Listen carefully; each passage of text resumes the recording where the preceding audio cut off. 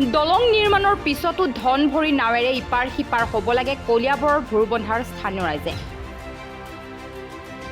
এখন পকী দলং এতিয়া চিন্তাৰ কাৰণ হৈ পৰিছে কলিয়াবৰ বৰঘুলি ৰাইজৰ বাবে।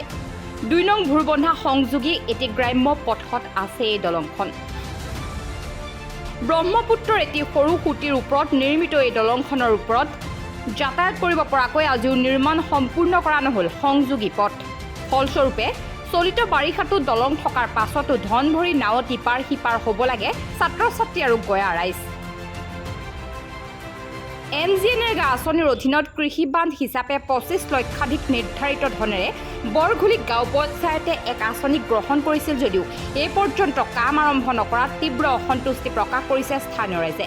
এনেকুৱা হৈছে আজি 3 বছৰলৈকে 3 বছৰ হৈ গ'ল, কামটো আজিলৈকে সম্পূৰ্ণ হোৱা নাই। দলংখন বনাইছে, দলঙক দুইফালে মাটি দিয়া নাই। 25 লাখ 30 লাখ টকা কাম এইটো কাম ইমান টকা দিয়া সত্ত্বেও কিয় নহয় কামটো? যদি ইমান টকা দিছে চৰকাৰে, কামটো কিয় নহ'ব? ইমান অসুবিধা ৰাইজৰ। যিখন দলং বনাই আছে 2018 চনত এই দলংখন চেংচন হ'ল। এই দলংখন আজিলৈকে কমপ্লিট নহ'ল। পইচা উঠাই পেলাই চব খাই দিলে, কামটো কমপ্লিট হোৱা নাই।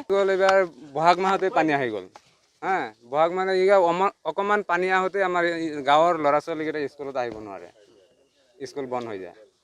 এতিয়া ইহঁতে ব্ৰিজখন 4 বছৰ দিনলৈকে বনাই আছে, এতিয়ালৈকে কমপ্লিট বনোৱাই নাই।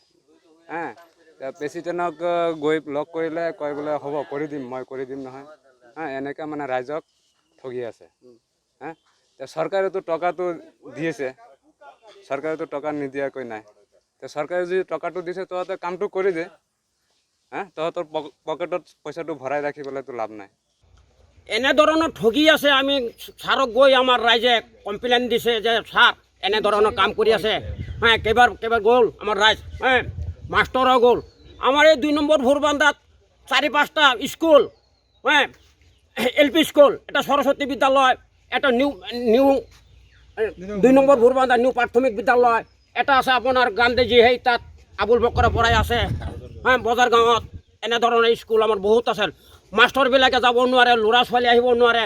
নাওদি যাওঁতে যদি যায় 10 টকা গাড়ী ভাড়া লাগে।